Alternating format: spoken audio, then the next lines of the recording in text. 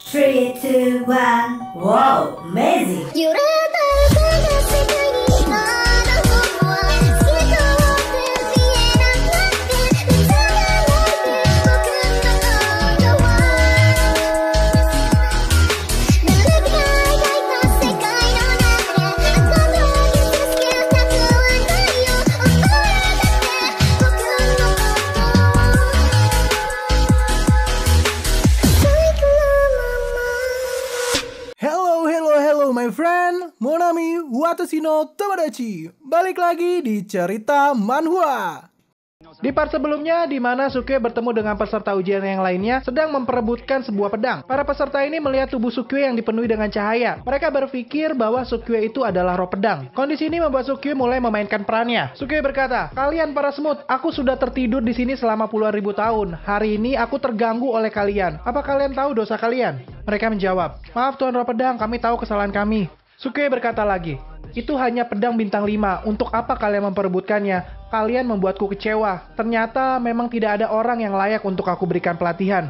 Ujian kali ini adalah ujian di mana para peserta memperebutkan pedang-pedang yang tertinggal di makam pedang. Bagi mereka yang beruntung, kemungkinan mereka mendapatkan roh pedang. Jadi Sukue memanfaatkan momen ini. Sukue berkata, "Aku sedang melatih sebuah teknik tingkat tinggi dan aku perlu mendaur ulang semua pedang yang ada di makam pedang ini. Aku punya murid kebanggaan bernama Fujiwara Takumi. Jika kalian melihatnya, serahkan semua yang kalian dapatkan dari makam ini kepada dia. Apakah kalian mengerti?" Beberapa jam kemudian di suatu tempat di dalam makam, "Lihat ini saudara kedua, ini pedang bintang 6. Akhirnya kita mendapatkannya. Setelah mencari selama 2 hari 2 malam, akhirnya kita menemukan sesuatu. Cepat ambil pedang itu, jangan sampai ketahuan sama kelompok Ye Cheng Feng." Dari belakang tiba-tiba Sukue datang dan berkata, "Hei, apa yang kau sembunyikan itu? Wow, itu pedang bintang 6, kau beruntung sekali." Pemuda yang memegang pedang itu berkata, "Siapa kau?" Dengan penuh gaya, Sukue berkata sambil diiringi oleh orang-orang bodoh di belakangnya, "Karena kau mengajukan pertanyaan dengan etikat baik, aku akan memberitahumu dengan belas kasih. Aku adalah murid roh pedang Fujiwara Takumi, datang untuk memulihkan pedang tingkat tinggi untuk roh master pedang." Orang-orang di belakang Sukue berkata, "Berikanlah pedangmu dengan sukarela. Tuan Roh Pedang akan menghadiahkanmu dengan teknik yang luar biasa." "Apa? Menyerahkan pedangnya? Kamilah yang menemukannya."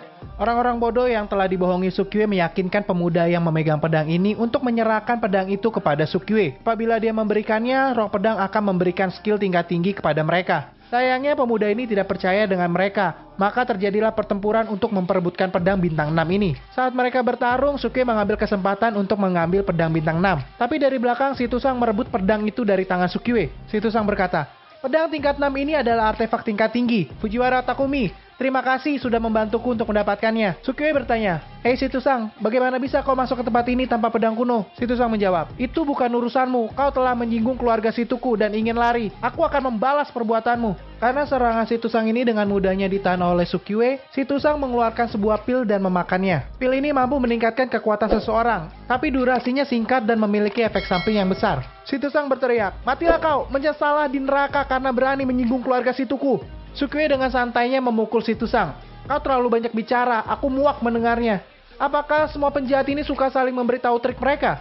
Kau sekarang berada di tahap infant transformasi, itu cukup bagus, bisa memberikanku banyak poin XP." Sukue mengeluarkan skill Monkey Block Lightning-nya untuk menyerang si Tusang. Tapi sayangnya si Tusang berhasil menghindar dari serangan itu. Yang tidak beruntung adalah Ye Chang Feng. Posisinya berada di belakang si Tusang, yang tanpa sengaja dia terbunuh oleh serangan Sukue. Sukue berkata, "Apa yang barusan itu Ye Chang Feng?" Maaf, aku tidak bermaksud untuk membunuhmu." Si goblok ini malah ngomong sama orang yang sudah mati. Tiba-tiba sistem memberikan peringatan kepada Sukue bahwa ada musuh yang berbahaya mendekat ke arah mereka. Sistem menyarankan untuk Sukue segera melarikan diri. Sukue berusaha untuk kabur tapi si Tusang menghalangi jalannya. Seperti memukul seekor lalat, si Tusang akhirnya mati di tangan Sukue. Sukue yang tidak berhasil kabur bertemu dengan roh pedang yang asli. Roh pedang ini mengincar pecahan jiwa pedang yang dimiliki oleh Sukue. Sukue yang ketakutan berusaha untuk kabur, dan akhirnya dia berhasil berteleportasi keluar makam.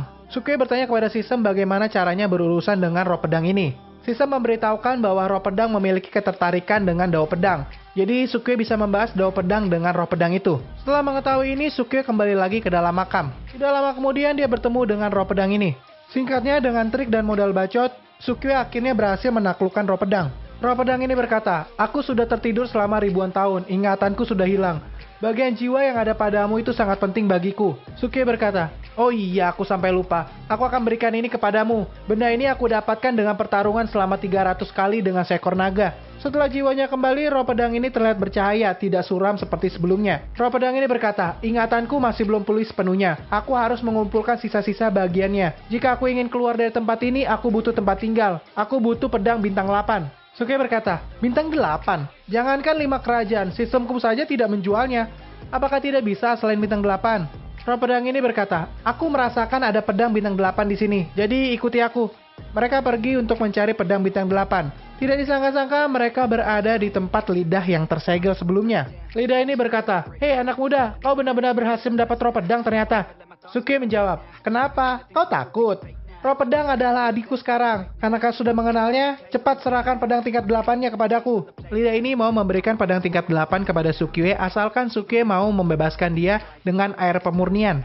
Tapi Sukiwe mencoba menipu lagi. Dia berkata, bagus, sekarang kau serahkan dulu pedangnya, nanti aku akan membebaskanmu. Lidah ini menolak karena Sukiwe telah menipu dia sebelumnya. Sukiwe bertanya kepada roh pedang apakah roh pedang mampu mengalahkan lidah ini setelah dia dibebaskan. Setelah roh pedang memberi kepastian bahwa dia bisa mengalahkan lidah ini, Suke mengeluarkan air pemurnian untuk membebaskan lidah ini. Saat terlepas, lidah ini langsung berusaha kabur dari Sukiwe. Sayangnya dia tidak bisa kabur karena ditangkap oleh roh pedang. Lidah ini ternyata adalah seekor anjing.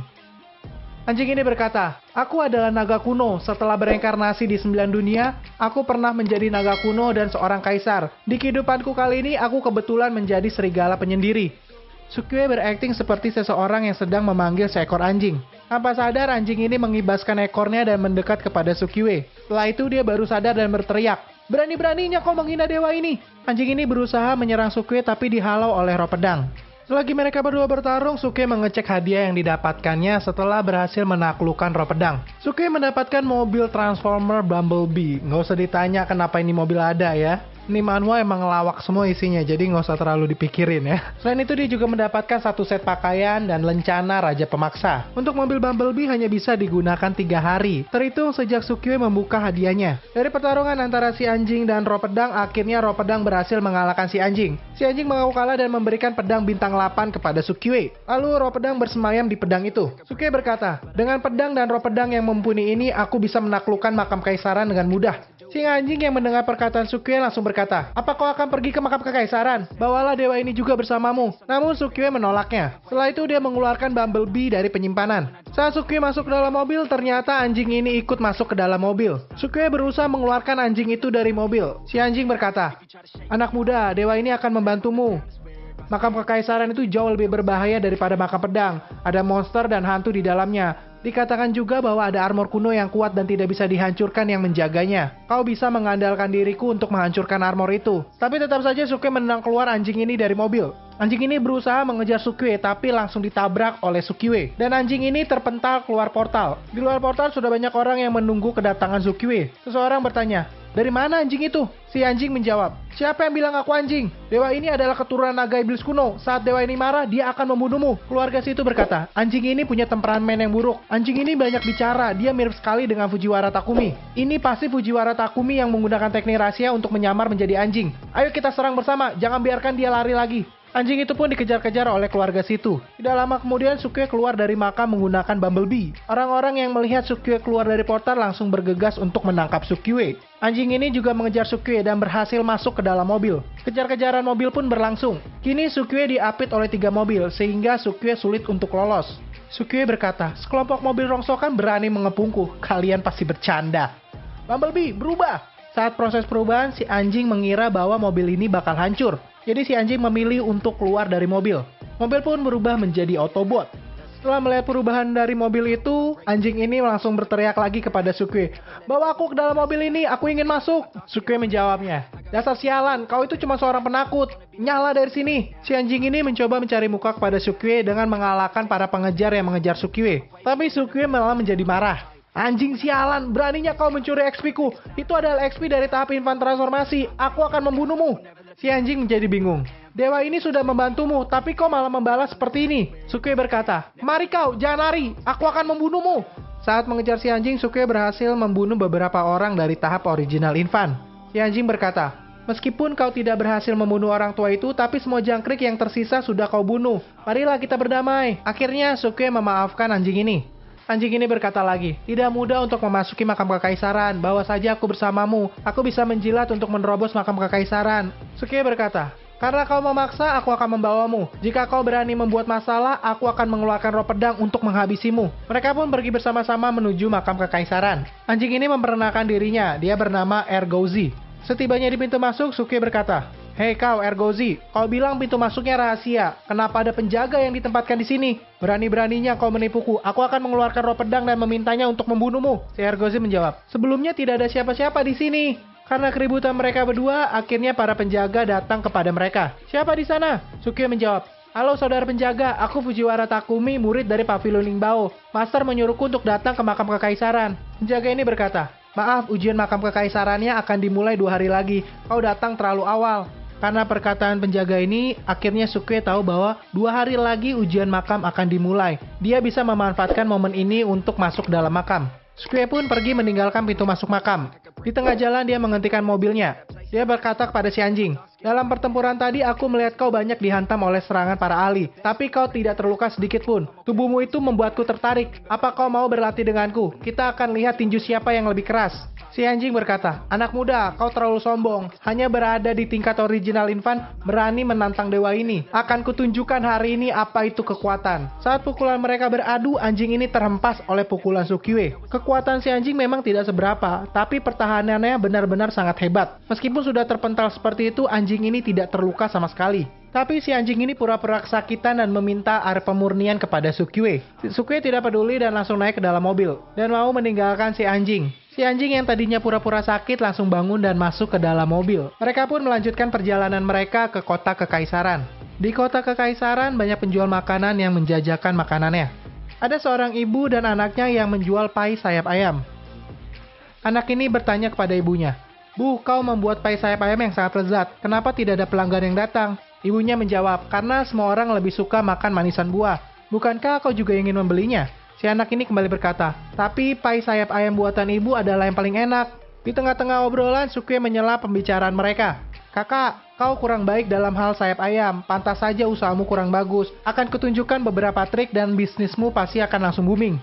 Si ibu ini menjawab, apakah kau ingin mengajariku hidangan baru? Karena tidak ada pelanggan saat ini, aku mau mencobanya. Sukie mulai memasak sayap ayam bakar. Aroma kelezatan sayap ayam bakar ini mulai menyebar. Sukie berkata, beginilah cara tepat untuk memanggang sayap ayam. Terakhir, olesi dengan madu emas dan taburkan bubuk pedas favoritku. Selesai, ini baru namanya sayap ayam bakar. Tanpa disadari, sudah banyak orang yang berkerumun di sekitar mereka. Mereka bertanya, bos, makanan apa ini? Sangat harum sekali.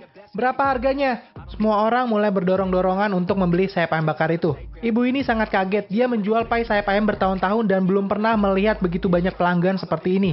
Sukie berkata, kakak, kau sudah mempelajari cara membuatnya. Kutinggalkan bumbu ini untukmu, jadi kau bisa melakukannya sendiri. Sukie mulai mempromosikan sayap ayam bakarnya. Semua orang harap tenang, ini adalah produk baru dari fraksi ledakan surgawi, namanya KFC. Baru dibuka hari ini, harganya 102 silver untuk sepasang sayap ayam. Dan setiap orang dibatasi hanya boleh membeli sepasang. Jika ingin membeli, silakan antri di sini. Orang-orang yang mendengar itu kaget. 102 silver? Apa kau gila? Si ibu ini juga berkata, nah, aku bisa membuat pai untuk setahun dengan uang sebanyak itu. Sukie dengan santainya menjawab, ini adalah KFC dari fraksi ledakan surgawi. Siapa yang tidak mengenalnya? Tidak perlu banyak bicara, ini sudah terbukti. Jika kau tidak ingin membeli, silakan pergi. Jangan menghalangi orang lain yang ingin membeli. Orang-orang yang mendengar itu jadi menggerutu. Sial, dia sangat sombong sekali. Tapi KFC ini sangat harum. Tapi ini cuma sayap ayam bakar, itu sangat mahal. Ya sudah, ayo kita pergi. Beberapa saat kemudian, ibu ini telah berhasil memasak 2 tusuk sayap ayam bakar. Karena tidak ada yang mau membeli, Sukie memutuskan untuk memakannya sendiri. Mereka bertiga sangat menikmati momen-momen saat makan sayap ayam bakar ini. Di mana semua orang yang melihat itu malah menjadi ngiler. Beberapa orang tidak kuat lagi menahan godaan dari sayap ayam bakar. Mereka mulai ribut dan ingin memonopoli pembelian sayap ayam bakar. Padahal mereka belum mencicipinya sama sekali. Sukie berkata, apa-apaan ini? Apa kalian tidak punya telinga? Apa kalian tidak mendengar apa yang kukatakan? Satu orang hanya bisa membeli 1 tusuk. Di lain tempat, pangeran ketiga dari kerajaan Jin Yuan sudah tidak sabar untuk memakan sayap ayam bakar. Dia menunggu Xiaoli untuk membeli sayap ayam bakar itu. Tapi sampai sekarang Xiaoli tidak kembali-kembali. Di situ dia tidak sendirian, dia ditemani oleh putri ketujuh kerajaan Jin Yuan. Pangeran ini bertanya kepada putri, saudari ketujuh, kau sudah berpergian ke luar negeri dan wawasanmu lebih luas dariku. Apa kau tahu aroma apa ini? Putri ini menjawab, kau pasti bercanda. Aku pergi keluar untuk berlatih dan tidak keluar dari lembah selama bertahun-tahun. Kalau soal makanan seharusnya kau yang lebih tahu. Tiba-tiba seseorang datang ke hadapan mereka. Lapor pangeran, ini sangat buruk. Saya sudah mengidentifikasi aroma itu berasal dari sayap ayam bakar yang dijual oleh seorang pemuda. Tapi saat saya menjelaskan bahwa saya akan membeli semua sayap ayam bakarnya, bukan hanya tidak menjualnya, malah dia mengusir saya. Pangeran ini menjadi marah. Kurang ajar, beraninya dia tidak menghormati pangeran ketiga. Putri ketujuh juga menanggapi. Pria ini secara terbuka menantang keluarga kerajaan. Apa dia tidak takut akan jadi masalah? Pelayan ini berkata, Putri, pemuda itu mengaku berasal dari fraksi ledakan surgawi. Tapi saya belum pernah mendengar fraksi itu. Putri ini kembali mengingat info sebelumnya. Fraksi ledakan surgawi. Ada berita bahwa ujian makan pedang dihancurkan oleh seorang pria. Dan orang itu adalah Fujiwara Takumi. Dia mengaku berasal dari fraksi ledakan surgawi. Padahal ujian makan pedang dijaga oleh tetua yang berada di tahap infan transformasi. Fujiwara bersama anjingnya bertarung melawan banyak ahli. Fraksi ledakan surgawi ini belum pernah terdengar sebelumnya. Tapi tampaknya mereka sangat kuat. Pangeran ini jadi tertarik dengan fraksi ledakan surgawi. Shioli, bawa aku ke sana. Jika dia benar dari fraksi ledakan surgawi, aku ingin meminta bantuannya untuk ujian nanti. Di tempat Sukie berjualan, banyak orang sudah mengantri untuk membeli sayap ayam bakar. Si anjing yang baru saja membeli makanan mencium aroma kelezatan. Dia tidak menyangka bahwa aroma ini berasal dari masakan Sukiwe. Tidak beberapa lama kemudian, akhirnya pangeran ketiga dan putri ketujuh datang ke tempat Sukiwe. Pangeran ketiga bertanya kepada Sukiwe, aku tanya, apakah Fujiwara Takumi dari fraksi ledakan surgawi? Sukiwe menjawab, bukan, aku adalah penanggung jawab keuangan dari fraksi ledakan surgawi. Kalian bisa panggil aku Mayun, sang entrepreneur jenius. Pangeran ketiga dengan sombong berkata, Mayun dari fraksi ledakan surgawi, ikutlah aku punya sesuatu yang ingin didiskusikan denganmu. Dengan santai Sukiwe menjawab, berdiskusi denganmu? Apa kau tidak lihat aku sedang jualan? Nyalah. Pangeran ketiga menjadi geram. Aku sudah bicara baik-baik denganmu, tapi beginikah sikapmu? Aku akan membunuhmu. Pangeran ini menendang meja jualan dan Sukiwe membalasnya dengan pukulan. Tapi pukulan Sukiwe dihadang oleh putri ketujuh. Putri ketujuh ini menahan dengan kekuatan sejatinya, tapi tangannya masih tetap terluka. Dia sadar bahwa kultivasinya lebih rendah daripada Sukiwe. Sukiwe berkata, kau tahu apa yang sudah kau lakukan? Lihatlah dirimu, kau sudah menakuti para pelangganku. Beraninya kau mengganggu bisnisku. Kau harus mengganti kerugiannya. Sukiwe menyerahkan sejumlah uang hasil jualannya kepada ibu dan anak itu. Kakak, kau sudah menghasilkan banyak uang malam ini. Ambillah ini dengan resep sayap ayam bakar, tidak peduli kemanapun kau pergi, kau bisa mendapatkan banyak pelanggan. Ibu dan anak ini berterima kasih atas kebaikan Sukiwe. Setelah itu, putri ketujuh kembali bicara. Tuan Mayun, aku adalah putri ketujuh kerajaan Jinyuan. Aku minta maaf karena kakakku telah membuat kesalahan. Sukiwe berkata, apa gunanya polisi jika masalah bisa diselesaikan dengan minta maaf? Karena aku seorang kultivator, aku tidak akan membicarakan soal uang. Cepat berikan aku 100.000 spiritual sun dan aku akan memaafkanmu. Sebelum putri ketujuh menjawab Sukiwe, tiba-tiba pangeran kedua dari kerajaan Jinyuan datang dan berkata, saudara ketiga, saudari ketujuh, kalian ini masih terlalu muda. Kalian juga ingin memenangkan fraksi ledakan surgawi untuk pertarungan mendapatkan tata. Kau sudah menyinggung orang yang tidak bisa kau kalahkan. Kalian terlalu lembek. Pangeran kedua ini baru sadar ada makanan di depannya. Dia pun berkata lagi, pangeran ini selalu menyukai makanan. Aku ingin tahu, apakah Tuan Mayun bisa membuatkan beberapa tusuk untukku? Sukiwe dengan ogah-ogahan berkata, maaf, hari ini sudah tutup. Aku tidak tertarik dengan perebutan tahta kalian. Aku pergi dulu. Pangeran kedua mencoba menahan Sukiwe. Tuan Mayun, tunggu dulu. Berapapun harga yang kau inginkan, katakan saja. Aku tidak pernah ragu kepada orang yang mampu. Dengan sombong, Sukiwe menjawab, kau itu cuman pangeran. Bagaimana mungkin kau layak untuk memakan masakanku? Pangeran ini menjadi kesal. Kurang ajar, makananku adalah makanan gourmet. Aku tidak pernah mendengar ada makanan yang tidak layak aku makan. Jika kau bisa membuat makanan yang bisa mengejutkanku, aku akan mewujudkan semua keinginanmu. Oh, apa kau ingin bertaruh? Aku sudah mengatakannya, hari ini aku akan melihat apa yang kau bisa. Bagus, jangan sampai kau menyesalinya. Aku akan menunjukkan padamu bau yang seperti kotoran dan lezat saat dimakan. Pangeran kedua, pangeran ketiga, dan putri ketujuh masih tidak percaya bahwa ada makanan yang bau tapi lezat saat dimakan. Sukiwe mulai memasak tahu busuk andalannya. Setelah selesai, dia menyodorkan tahu busuk ini kepada pangeran kedua. Omong kosong, benda ini sangat busuk. Ini jelas-jelas kotoran. Putri ketujuh berkata, ini adalah rencananya. Benda itu sangat bau sehingga kau tidak berani memakannya. Dan dia sudah mengatakannya sejak awal. Apa kau akan menyangkalnya? Pangeran kedua berkata, masuk akal. Jika aku tidak memakannya, bagaimana aku bisa tahu jika itu tidak enak? Tapi siapa yang berani memakan kotoran ini? Kau benar-benar kejam. Sukiwe dengan wajah pedenya berkata, jangan memfitnahku. Tahu busuk ini benar-benar sangat lezat. Jika kau tidak berani memakannya, berarti aku yang menang dalam pertaruhan ini. Pangeran kedua tidak percaya bahwa tahu ini memang lezat. Dia berkata, Jika benda itu memang lezat seperti yang kau katakan, kalau begitu kau makan saja sendiri, baru aku percaya. Dengan polosnya Sukyue memakan tahu busuk itu. Mereka bertiga kaget saat Sukyue memakan tahu busuk ini. Astaga, dia benar-benar memakannya. Demi kemenangan dia benar-benar melakukannya. Ini benar-benar kejam. Di sisi lain, si anjing langsung muntah saat Sukyue memakan tahu busuk itu. Nah, dewa ini tidak pernah menghormati siapapun sebelumnya. Tapi hari ini, dewa ini benar-benar menghormatimu. Aku mengaku kalah. Dalam hatinya, putri ketujuh berkata, Fujiwara Takumi yang menghancurkan ujian makam pedang, dia juga membawa seekor anjing yang kuat. Mungkinkah Mayun ini sebenarnya Fujiwara Takumi yang menyamar? Sukyue berkata kepada si anjing, Ergozi, pergi dari sini, jangan menggangguku. Mengganggu apa? Aku juga bisa membuat rebusan seperti itu. Rebusan apa yang kau bisa? Rebusan kotoranmu? Tunggu saja, aku akan menunjukkannya. Si putri ketujuh ini masih berpikir keras, apakah dia sebenarnya Takumi atau bukan? Jika dia benar-benar Fujiwara Takumi, itu berarti makanan ini bukanlah kotoran. Putri ketujuh memberanikan diri. Tuan Mayun, bisakah aku mencoba semangkuk tahu busuknya? Pangeran kedua mencoba memperingati putri ketujuh. Saudari ketujuh, apa kau gila? Itu kotoran. Sukyue berkata, sepertinya pandangan nona cantik ini lebih baik. Ayo makanlah sepuasnya, aku sangat murah hati kepada gadis cantik. Sukyue menyerahkan semangkuk tahu busuknya kepada putri itu. Di sisi lain ternyata Ergozi telah membuang kotorannya yang sudah ditahannya bertahun-tahun. Dia berkata, ini cuma rebusan kotoran, siapa yang tidak bisa membuatnya? Ergozi memasukkan kotorannya ke dalam masakan Sukyue, sehingga tahu busuk ini bercampur dengan kotoran anjing. Putri ketujuh yang memegang semangkuk tahu ini masih ragu untuk memakannya. Sukyue dengan manisnya menyuapi putri ini. Setelah putri ini memakannya, dia baru sadar bahwa tahu ini benar-benar lezat. Dia berkata, setelah menggigitnya, rasa tahu yang kuat meledak di dalam mulut. Bercampur dengan rempah-rempah yang aneh, rasanya lembut dan tidak tertahankan. Bahkan kekuatan jiwaku juga meningkat. Pangeran kedua dan ketiga tidak menyangka bahwa hal ini bisa terjadi. Pangeran kedua berkata, ternyata makanan itu benar-benar makanan yang luar biasa. Berikanlah aku satu mangkuk. Sukyue menjawab, putri ketujuh sudah membuktikan bahwa ini benar-benar makanan. Pangeran kedua sudah membuat janji. Apa kau lupa taruhannya? Pangeran kedua dengan kesal berkata, baiklah, katakan apa yang kau inginkan. Itu sederhana, aku hanya butuh rumah besar dan 3.000 harem, emas dan silver yang tak terhitung jumlahnya. Pangeran kedua hanya perlu menjanjikan itu padaku. Pangeran kedua menjawab, kau itu seorang kultivator tapi menginginkan banyak harta duniawi. Apa kau tidak malu? Aku tidak bisa menjanjikan itu adalah 3 kondisi, bukan 1. Baiklah, aku akan membuat yang lain.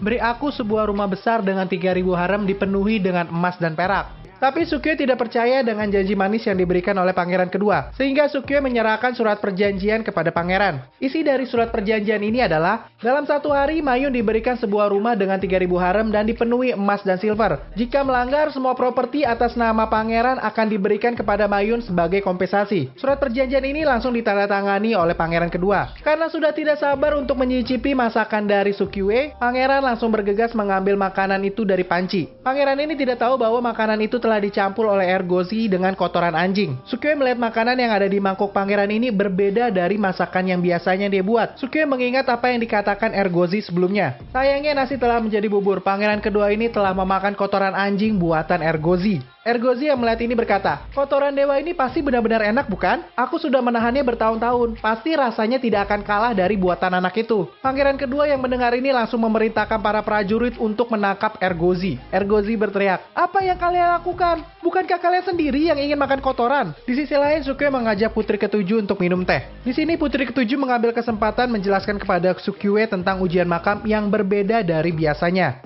Ayahnya memerintahkan siapapun yang bisa memenangkan ujian ini akan menjadi pewaris Kaisar Jin Yuan yang selanjutnya. Beberapa hari yang lalu ada seseorang bernama Fujiwara Takumi dari fraksi ledakan surgawi yang menghancurkan ujian makam pedang. Menurut saksi mata, Fujiwara Takumi memiliki seekor anjing yang kuat. Tadi aku melihat Tuan Mayun berbicara dengan seekor anjing. Tuan Mayun, sebenarnya kau adalah Fujiwara Takumi bukan? Karena sudah ketahuan, Sukyue tidak berkelit lagi. Dia mengakui bahwa dirinya adalah Fujiwara Takumi. Putri ketujuh merespon, benarkah? Aku dengar Tuan Fujiwara Takumi memiliki kuda yang sangat kuat. Aku sangat berharap kamu bisa membantu pangeran ketiga di ujian makam kekaisaran. Sukyue berkata, kau ingin aku mengendarai kuda? Apa kalian ingin balapan? Putri ketujuh, iya, ronde pertama ujian makam kekaisaran adalah balapan kuda. Tim pangeran ketiga sekarang membutuhkan pengemudi yang luar biasa. Karena rencana Sukyue adalah mencuri Dragon Fan, ini adalah kesempatan dia untuk masuk ke makam kekaisaran dengan mudah. Sukyue menyetujui permintaan putri ketujuh. Sukyue juga mengkorek-korek informasi tentang Dragon Fan dari putri ketujuh ini.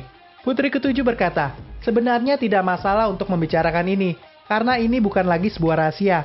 Ayah dan master dari Pavilion Ningbao membuat sebuah senjata ajaib yang bisa menghasilkan sejumlah besar energi Jinyuan yang bisa digunakan oleh ratusan generasi pendekar untuk berlatih. Namun, untuk mengaktifkan senjata ini, sejumlah besar energi dibutuhkan untuk disuntikan ke dalamnya. Jadi, ayah ingin menggali keluar Dragon Vein. Namun, banyak menteri yang menolak rencana ini. Tapi, ayah merasa bahwa jika energi dari Dragon Vein digunakan untuk berlatih para pendekar, kerajaan Jinyuan akan secara alami menjadi kuat. Namun untuk mengeluarkan Dragon Vein tidaklah mudah. Ada banyak segel dari para leluhur. Jadi pada ujian kali ini, siapapun yang bisa menghancurkan segelnya dan mengeluarkan Dragon Vein, dia berhak mewarisi tahta. Mendengar ini, Sukiwe merasa bahwa rencananya akan menjadi lebih mudah. Esoknya pangeran kedua memenuhi janjinya kepada Sukiwe. Rumah mewah 3.000 harem emas dan silver diberikan kepada Sukiwe. Dalam perjanjian yang dibuat sebelumnya, ternyata Sukiwe ada bermain kata-kata di situ. 3.000 bahasa Cinanya itu Sankian. Tapi maksud Sukiwe bukan 3.000 harem, tapi harem bernama Sankian. Pangeran kedua ini benar-benar dijebak oleh Sukiwe. Sukiwe berkata, "Pangeran kedua, jelas-jelas di sini tertulis Sankian. Kau sendiri yang telah menulisnya. Apa sekarang kau ingin melanggarnya?" Dari 3.000 harem yang disiapkan oleh pangeran kedua, ternyata tidak ada satupun yang bernama Sankian. Karena tidak bisa memenuhi perjanjian, pangeran kedua memberikan barang-barang yang dimilikinya di dalam cincin penyimpanan. Sukiwe berkata, "Pangeran, memang banyak harta di dalam cincin ini, tapi kau adalah pangeran kedua kerajaan Jinyuan. Bagaimana mungkin hanya ini yang kau miliki?" Pangeran kedua, "Aku benar-benar cuma punya ini, apalagi yang kau inginkan?" Sukiwe berkata, "Sederhana, kita cukup pergi ke rumahmu dan memeriksanya." Pangeran kedua, "Tuan Mayun, apa maksudmu ini?" Sukiwe menjawab, "Aku ini seorang pebisnis, aku ingin semuanya terlihat dengan jelas. Karena pangeran kedua berani bilang bahwa itu sudah semuanya, kenapa kita tidak pergi saja ke rumahmu dan memeriksanya?" Pangeran kedua ini udah bingung mau berkelit apa lagi. "Ya sudah, terserah kau saja. Jika kau tidak melihat apapun di rumahku, berarti semuanya sudah berakhir.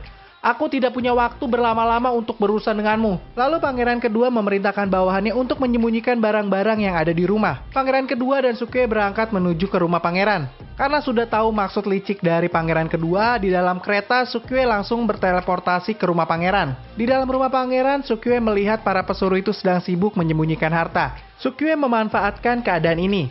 Sebelumnya cincin penyimpanan pangeran telah diberikan kepada Sukiwe. Sukiwe berkata kepada pesuruh yang ada bahwa pangeran menyuruh dia untuk menyembunyikan harta itu di dalam cincin penyimpanan ini. Orang di situ tahu bahwa cincin yang dipegang Sukiwe adalah cincin pangeran. Jadi mereka tidak ragu bahwa ini adalah perintah dari pangeran. Beberapa saat kemudian seluruh harta di rumah itu telah disimpan di cincin penyimpanan. Tidak sampai di situ saja, cincin penyimpanan milik pelayan pun disikat oleh Sukiwe dengan alasan bahwa kaisar akan melakukan inspeksi ke rumah ini. Karena diduga pangeran kedua telah banyak menghambur-hamburkan uang.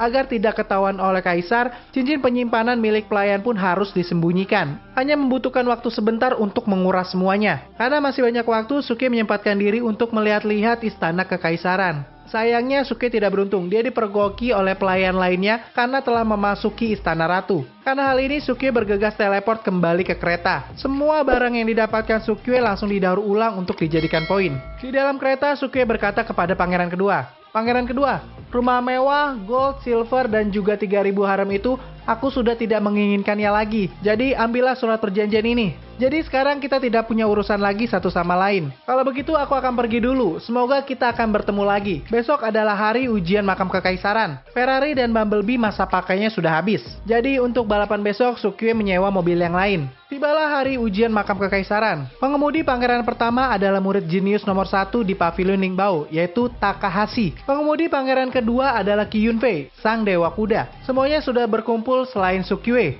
Tidak beberapa lama kemudian akhirnya Sukiwe datang. Sukiwe datang membuat kehebohan dengan aksi driftnya. Mobil yang digunakan Sukiwe sekarang adalah AE86. Karena seluruh peserta sudah hadir, akhirnya ujian ini pun dimulai. 3 mobil ini melaju dengan cepat di lintasan. Tapi saat di tikungan, Sukiwe tidak menurunkan kecepatan. Dia menunjukkan skill driftnya kepada semua orang. Sedangkan 2 lainnya menurunkan kecepatan untuk berbelok. Sukiwe benar-benar memimpin pertandingan ini. Pangeran kedua tidak tinggal diam. Dia menghancurkan jalanan yang membuat mobil Sukiwe mengalami kerusakan. Pangeran kedua berkata, "Fujiwara, apa kau tak tahu malu? Kau sudah mencuri hartaku dan kau masih berani berpartisipasi di ujian ini." Sukiwe menjawab, "Harta apa? Jangan fitnah kau. Mana buktinya? Kau mengganggu perlombaanku, kau harus membayarnya." Sukiwe mengeluarkan Monkey Block Lightning untuk menyerang 2 mobil yang ada. Karena ini, kaisar pun mengambil tindakan. Sesuai peraturan ujian, saat ujian dimulai tidak ada seorang pun yang boleh ikut campur. Apa kau tidak menghormatiku? Sukue menjawab, Raja, Anda tidak bisa menyalahkanku. Orang yang pertama membuat masalah adalah pangeran kedua. Dia bilang aku curang. Menurut pendapatku, dia sudah tidak menghormatimu. Jika itu aku akan langsung membunuhnya sekarang. Kaisar berkata, kita semua sudah melihat kekuatanmu, itu sangat menarik. Dan aku menghargainya. Jadi perlombaan ini akan kita ulang. Sukue berkata, terima kasih untuk kebijaksanaannya Kaisar. Tapi aku tidak ingin mengulang balapannya. Aku ingin melanjutkan balapan ini. Putri ketujuh merespon, Fujiwara, kudamu sudah rusak dan lawannya sudah terlalu jauh. Bagaimana kau bisa mengejarnya? Sukue menggunakan 500 poin untuk memperbaiki AE86. Sukue mengejar kedua mobil itu dengan sangat cepat. Di tikungan terakhir, Sukue mengambil tikungan bagian dalam. Bannya diperkuat Sukue dan menghancurkan jalanan, sehingga mempermudahkan Sukue untuk berbelok di sisi dalam. Pokoknya ini mirip dengan inisial D saat Fujiwara Takumi balapan pertama kali di Gunung Akina. Kalau kalian udah pernah nonton inisial D, seharusnya tahu adegan ini. Dengan ini, Sukue mendapatkan posisi pertama. Lalu Sukue meminta kepada pangeran ketiga agar dirinya ikut dalam ujian kedua. Di lokasi berikutnya, Kaisar dinasti Jianyun pada zaman dahulu membuat sejumlah besar penjaga kuno untuk melindungi makam kekaisaran. Kekuatan tempurnya akan meningkat jika mendeteksi adanya senjata ajaib yang masuk. Karena itu, tidak diperbolehkan untuk membawa senjata ajaib apapun. Cara pertama untuk mengalahkannya adalah dengan tangan kosong, tapi itu mustahil. Cara kedua adalah masuk ke dalam dan langsung membuat senjata di sana. Cara ini tidak akan meningkatkan kekuatan dari penjaga. Di masa lalu ujiannya adalah siapa yang dapat menghancurkan penjaga paling banyak. Tapi kali ini berbeda. Demi masa depan kerajaan Jinyuan, siapa yang bisa menghancurkan penjaga dan menerobos ke makam kekaisaran, dialah pemenangnya. Bagi Sukue ini sangat mudah. Saat di dalam, tinggal beli saja senjata dari sistem. Ujian kedua pun dimulai. Di dalam terdapat penjaga baju besi kuno. Setiap tim memiliki 3 kelompok. Satu kelompok bertahan, satu kelompok pembuatan senjata, dan satunya lagi kelompok penyerang. Saat kelompok pembuat senjata membuat senjata, kelompok bertahan menahan serangan. Setelah senjata dibuat, kelompok penyerang maju ke medan perang. Pangeran kedua telah berhasil membuat 8 senjata dan maju untuk menyerang. Sedangkan pangeran ketiga baru membuat 3 senjata. Belum cukup untuk menyerang. Pangeran ketiga berkata, kita terlalu lambat. Kita hanya punya 3 pedang dalam tim. Belum lagi para penjaganya. Aku tidak bisa mengorbankan hidup banyak orang demi mengejar ketertinggalan. Melihat kepanikan pangeran ketiga, Sukue maju dengan santainya. Pangeran, melihat semua orang sudah bekerja keras, aku tidak bisa tinggal diam saja. Aku sudah membuat beberapa senjata ajaib untuk semua orang. Ini ada 20 pedang bintang 4 dan 10 manik-manik tubuh. Cukup digunakan untuk tim kita. Terimalah ini. Tim pembuat senjata berkata, bagaimana mungkin ini terjadi? Padahal aku sudah mati-matian bekerja keras, tapi sekarang saja baru bisa membuat 4 senjata. Sukue menghabiskan 500 poinnya untuk membeli senjata. Dan hasilnya Sukue mendapatkan 700 poin dari aktingnya. Pasukan penyerang pangeran ketiga akhirnya bisa menyerang. Pangeran kedua bingung kenapa pangeran ketiga bisa menghasilkan senjata sebegitu banyaknya dalam waktu singkat. Dengan ini pangeran ketiga mulai menyerang. Lapor yang mulia, beberapa pangeran sudah mulai menyerang dan sisanya masih bertahan.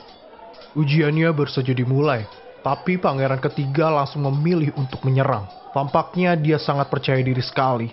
Mungkin di ujian kali ini segelnya bisa dihancurkan. Bawahan dari pangeran kedua melaporkan kepada pangeran kedua bahwa pangeran ketiga memiliki banyak senjata bintang 4. Kenapa dia bisa memiliki begitu banyak senjata ajaib? Hai kalian para diviner, apa saja kerja kalian? Maafkan kami Tuan, kami sudah berusaha melakukan yang terbaik. Di sisi lain, pangeran ketiga dengan pasukannya bertarung melawan 3 penjaga. Putri ketujuh berusaha menahan serangan laser dari 3 penjaga.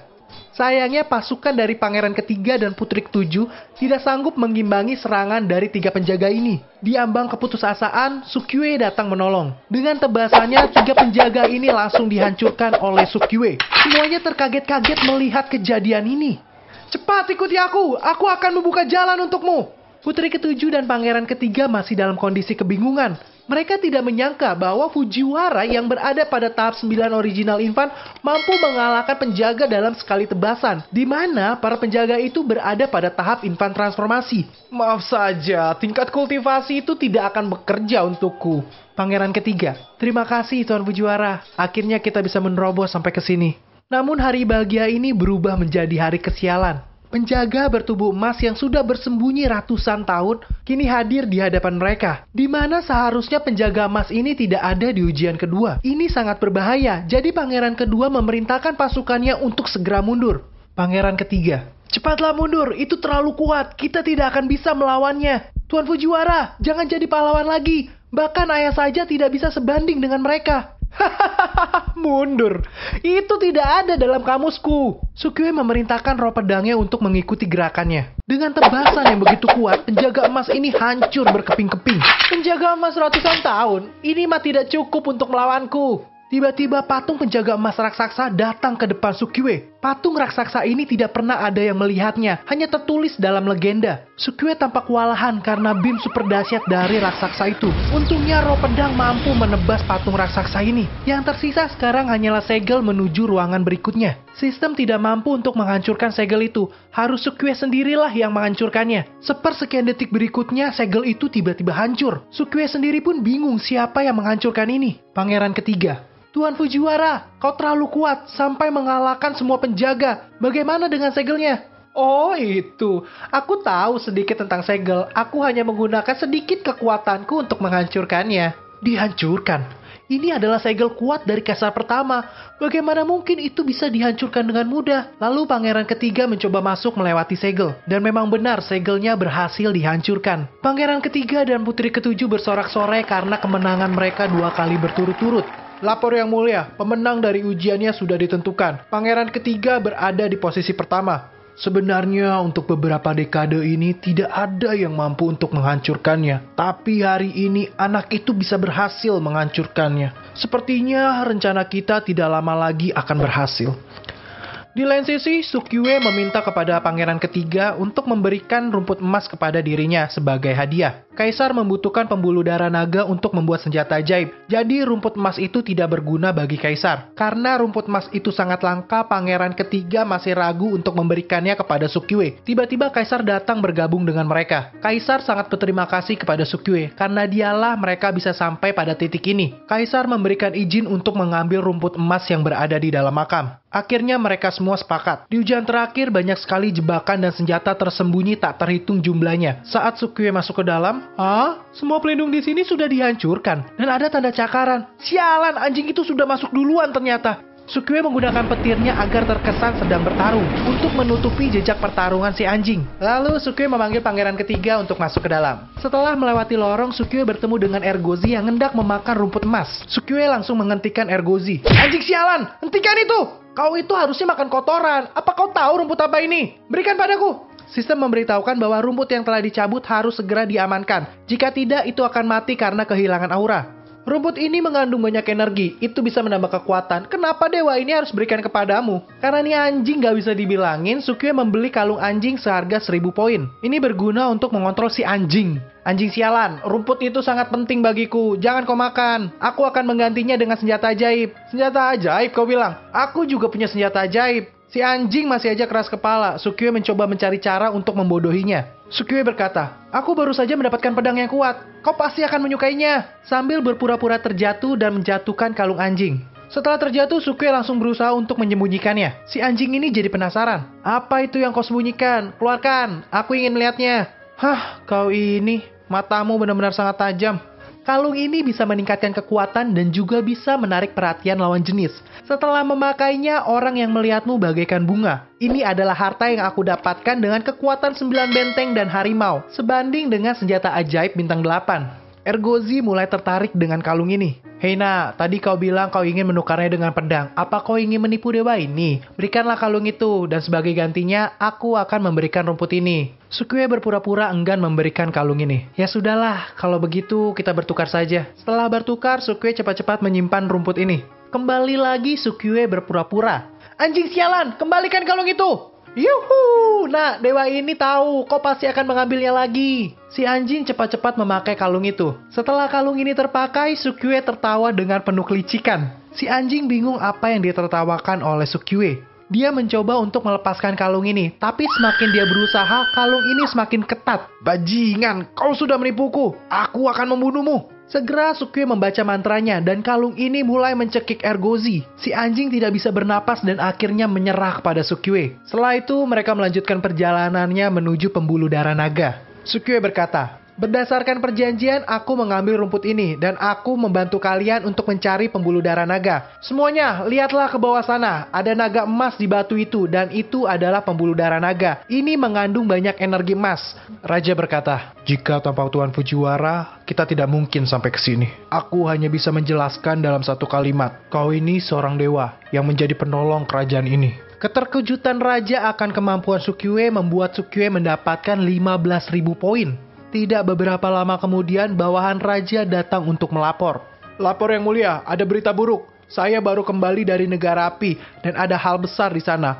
Kaisar api sudah dibunuh oleh pangeran. Putri Yang juga meninggal dan Kaisar Yuan dari dinasti Yuan runtuh sepenuhnya." Raja bertanya siapakah pangeran itu. Dengan cepat pengawal ini menunjuk Sukue. "Nama orang ini palsu. Dia adalah pangeran dari kerajaan api. Di negara api dia mengaku sebagai Sukue dari sekte ledakan surgawi." Akhirnya mereka semua sadar bahwa Fujiwara, Takumi, Mayun, dan yang lainnya itu adalah Sukue sendiri. Sukue berkata, "Semuanya sudah berakhir. Aku tidak bisa menyembunyikan ini lagi. Di masa lalu aku adalah Sukue dan Kaisar Api telah membunuhku." Bawahan raja ini juga memberitahukan kepada raja bahwa 2 putri dari Kaisar Api telah disetubui oleh Sukue. Jadi pengawal ini meminta raja untuk berhati-hati. Lalu ada 2 bawahan lagi juga melapor kepada raja. "Lapor yang mulia, saya baru saja kembali dari negara Tuyuan dan memiliki sesuatu untuk dilaporkan. Rumput kayu dari negara Tuyuan atau bumi sudah dicuri." Seorang bawahan yang lain juga melapor. "Lapor yang mulia, saya baru saja kembali dari negara Muyuan. Pria yang mencuri makam itu meninggalkan surat di makam kekaisaran kedua negara. Dia mengaku dari sekte ledakan surgawi dan dia adalah master dari Tuan Sukue. Dan dia juga berkata, jika Tuan Su menginginkan rumput roh itu, Tuan Su harus pergi menemui dia." Dalam hatinya Sukue berkata, "Duan Jude, pada awalnya aku menggunakan namanya di negara api untuk menakut-takuti orang. Apa dia mengetahuinya? Mengaku dari sekte ledakan surgawi dan mengambil rumput rohku. Apa yang dia inginkan? Rumput roh adalah satu-satunya cara untuk membangkitkan kembali Shiorou. Aku tidak bisa membiarkan dia mengambilnya. Yang tersisa adalah negara air. Aku harus mendapatkannya sebelum dia." Sukue bergegas untuk berteleport ke negara air. Tapi sayangnya, sistem membutuhkan waktu 1 minggu untuk mengisi ulang pendingin transmisi. Meskipun Sukue adalah penghancur negara api, tapi bagi negara ini, Sukue adalah penyelamat. Raja ini bertanya kepada Sukue, apakah Sukue membutuhkan sesuatu. Sukue menceritakan masalahnya, bahwa transmisinya tidak bisa digunakan untuk sekarang. Jadi, Sukue meminta area transmisi di Jinwan untuk digunakannya ke negara air. Raja menyetujui permintaan Sukue, dan dalam 2 hari area transmisi sudah bisa digunakan.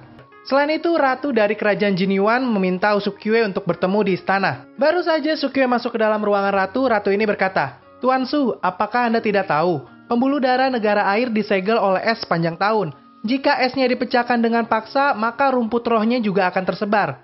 Ada sebuah harta karun di rumah berkabung yang bernama Ice God Shuttle. Ini bisa membantu Anda untuk memecahkan segel esnya. Rumah berkabung akan membantu Anda membuka segelnya. Tapi ada sesuatu yang harus Anda lakukan terlebih dahulu.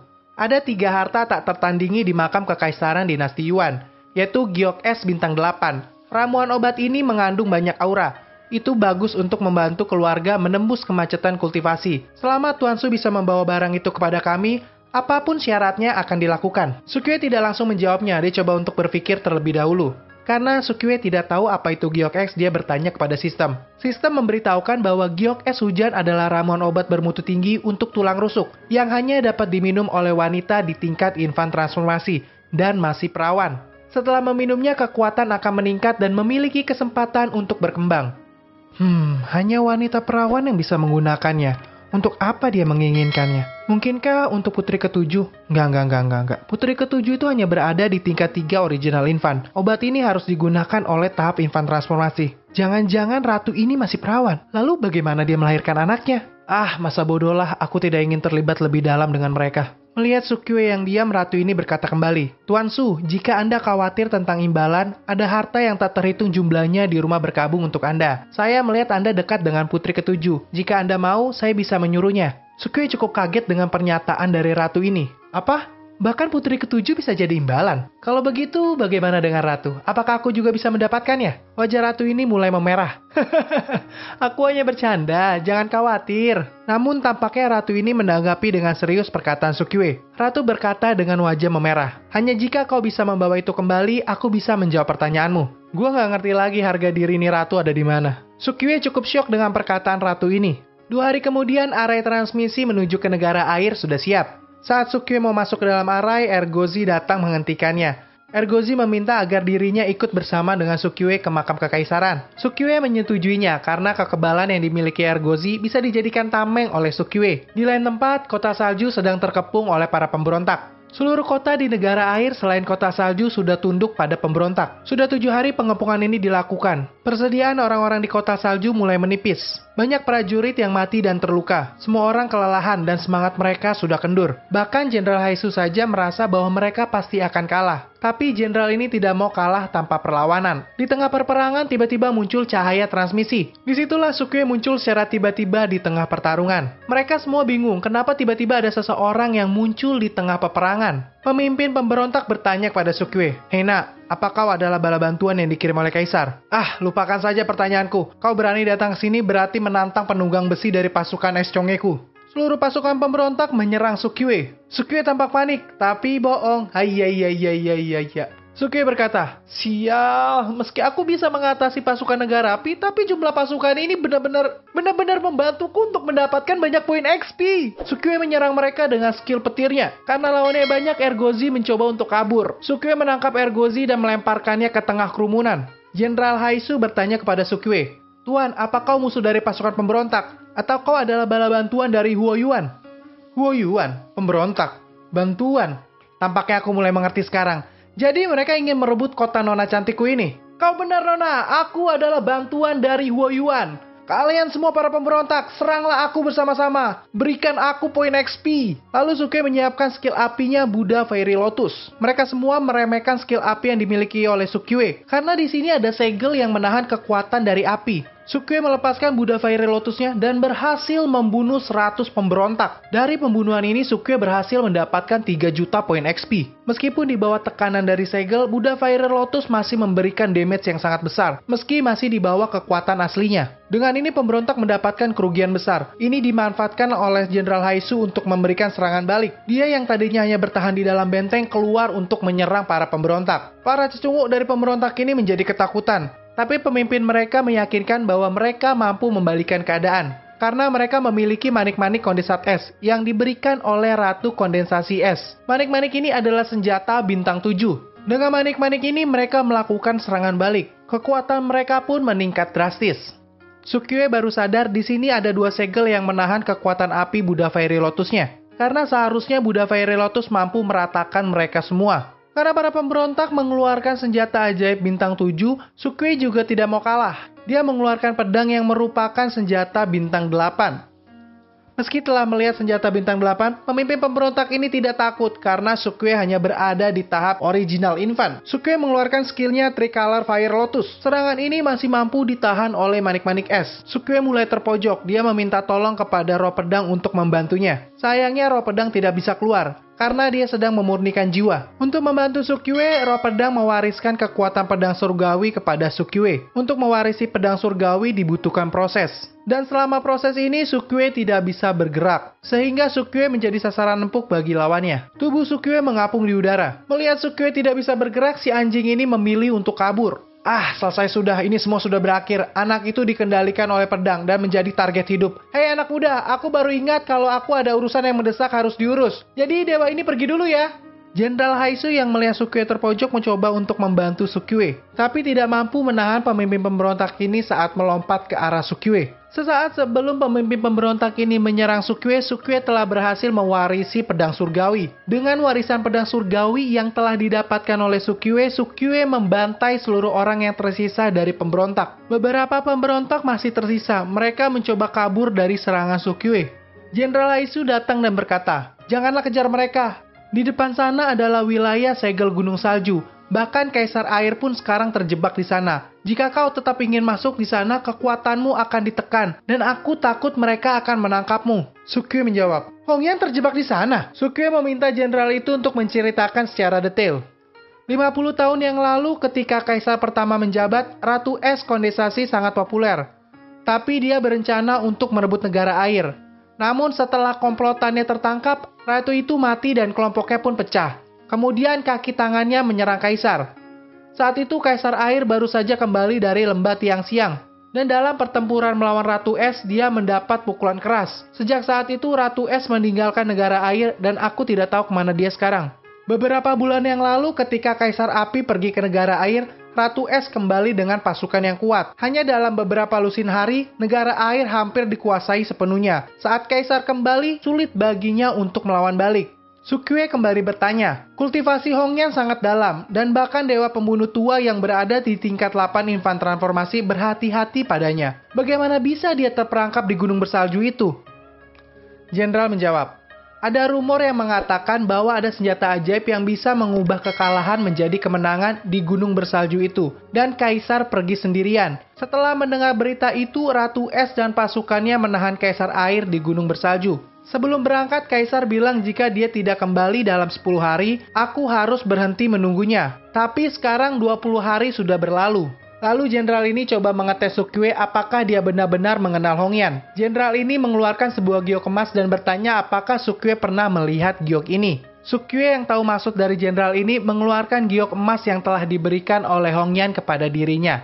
Jenderal ini tidak menyangka bahwa Sukyue memiliki giok emas. Giok emas adalah bukti bahwa Kaisar mempercayai seseorang. Sukyue kembali berkata, negara air hanya memiliki kota salju ini yang tersisa. Kaisar juga tertangkap di gunung bersalju. Aku tidak tahu apa saja yang jenderal lakukan selama ini. Tangan kanan jenderal berkata, aku ingin pergi menyelamatkan Kaisar, tapi tidak ada gunanya jika tanpa kekuatan. Pasukan pemberontak telah memahami hal ini. Batalion umumnya ditempatkan di gunung-gunung yang tertutup salju, sehingga pertahanannya sangat kuat. Sebenarnya Sukyue ingin cepat-cepat mendapatkan rumput roh, tapi Sukyue tidak ingin Hongyan mati. Kalau Sukyue ingin pergi sendiri untuk menyelamatkan Hongyan, itu cukup sulit. Jadi Sukyue membutuhkan bantuan dari mereka.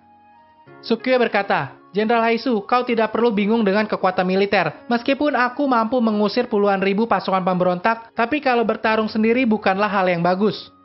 Kita harus menggunakan trik. Tolong izinkan aku untuk memperkenalkan kembali diriku. Aku adalah Zuke Liang dari Sekte Ledakan Surgawi. Aku ingin bertanya, apakah Jenderal Haisu tidak keberatan jika aku membuat divisi militer kota salju? Jenderal ini kaget. Divisi militer? Dengan kekuatan kota salju, kau tidak mungkin bisa mengalahkan pasukan pemberontak. Sukyue menjawab dengan santai. Tidak perlu menang, aku punya rencana. Yang penting kita bisa menyelamatkan Kaisar. Di lain tempat di puncak gunung bersalju, Hongyan telah ditahan oleh Ratu Es Kondensat yang bernama Suji. Tibalah hari di mana Sukyue menjalankan rencananya. Markas pemberontak sulit untuk diserang dari sisi depan, sehingga Sukyue mencoba mengejutkan mereka dengan menyerang dari arah belakang. Dengan para layang dan memanfaatkan puncak gunung, Sukyue berhasil melintasi pegunungan dan berhasil sampai ke markas pemberontak. Sukyue bersama 1000 orang tentara berhasil membuat kehebohan di markas pemberontak. Seorang bawahan melaporkan kejadian ini kepada Ratu Kondensat Es. Melalui cermin, Ratu Kondensat Es memantau pertempuran yang terjadi. Ratu ini melihat seorang remaja yang hanya berada di tahap 10 original infan mampu membuat kehebohan besar di markasnya. Hongyan yang juga melihat melalui cermin tidak menyangka bahwa Sukyue mau datang untuk menolong dia. Momen ini tidak disia-siakan oleh Hongyan. Saat Ratu Es itu fokus dengan cermin, Hongyan menyerangnya dari belakang. Kesempatan ini membuat Hongyan berhasil kabur dari Ratu Es.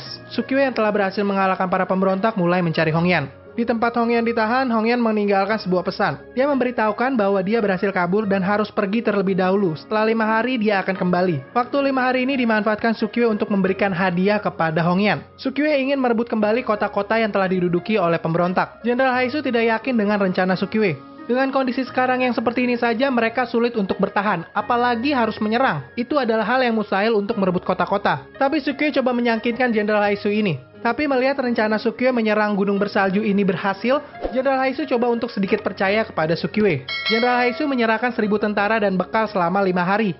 Karena persediaan mereka sudah sangat menipis, jadi hanya bisa memberikan bekal untuk 5 hari saja. Jenderal Haisu berpesan kepada Sukyue untuk segera kembali setelah 5 hari. Namun Sukyue meminta Haisu untuk menarik kembali 4 hari perbekalan yang diberikan kepada dia.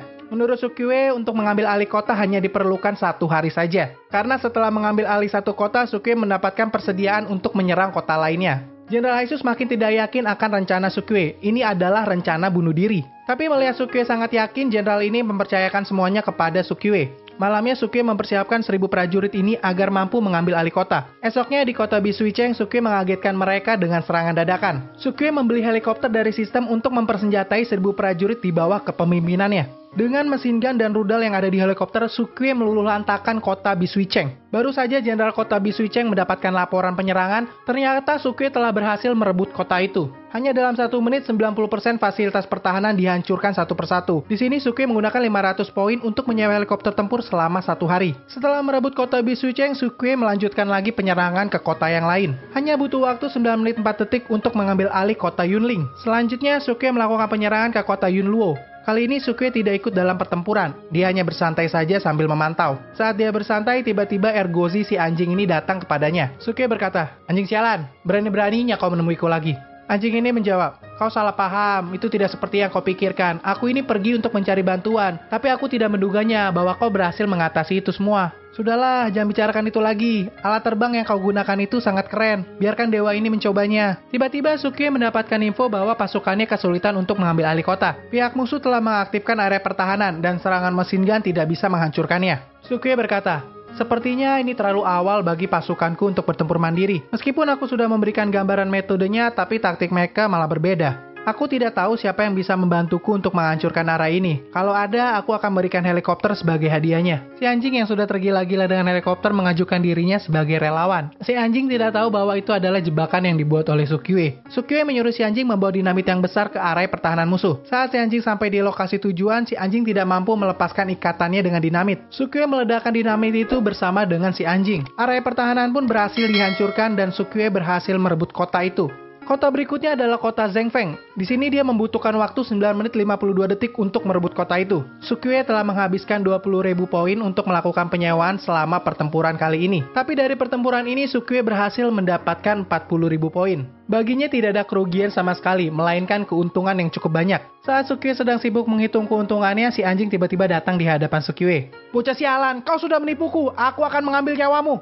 Sukue dengan santainya menjawab, "Aku sangat berterima kasih, berkatmu kita berhasil merebut kota Yunluo. Lihat, aku punya helikopter dan tank yang bisa kau gunakan." Amarah si anjing pun tiba-tiba hilang, dan sekarang dia sibuk mencoba barang-barang yang diberikan oleh Sukue. Kini Sukue telah banyak mengambil alih kota-kota yang diduduki oleh para pemberontak. 3 hari kemudian, Sukue berada di ibu kota negara air. Ternyata ibu kota telah berhasil diambil alih oleh salah satu jenderal negara air dan putri Xian. Xian yang pernah ditemui oleh Sukue di negara api ternyata adalah saudara dari Hongyan. Xian mengambil alih ibu kota dengan sangat mudah, karena pasukan pemberontak memilih untuk menyerah, dan Ratu Kondensat Es pergi begitu saja meninggalkan para pemberontak. Sukue merasa ada sesuatu yang aneh. Malamnya Sukue coba mengendap-endap untuk memantau istana kaisar. Sayangnya Sukue tertangkap oleh Ratu Kondensat Es. "Pria muda, kau sangat pintar bisa menemukan tempat ini, tapi kau hanya datang sendiri. Apa kau tidak takut mati?" Sukue melepaskan topengnya. Ratu Es ini mengingat bahwa pria ini adalah orang yang dilihatnya di cermin saat pertempuran kemarin. "Hei nak, aku mengenalmu. Hongyan sangat mengakui bakatmu. Tapi karena kau berani datang ke istana ini, aku harus memenggal kepalamu." Dengan santainya, Sukue melepas belenggu di tubuhnya. "Ratu Es, aku datang ke sini untuk mencarimu. Aku ingin kau menjawab beberapa pertanyaan.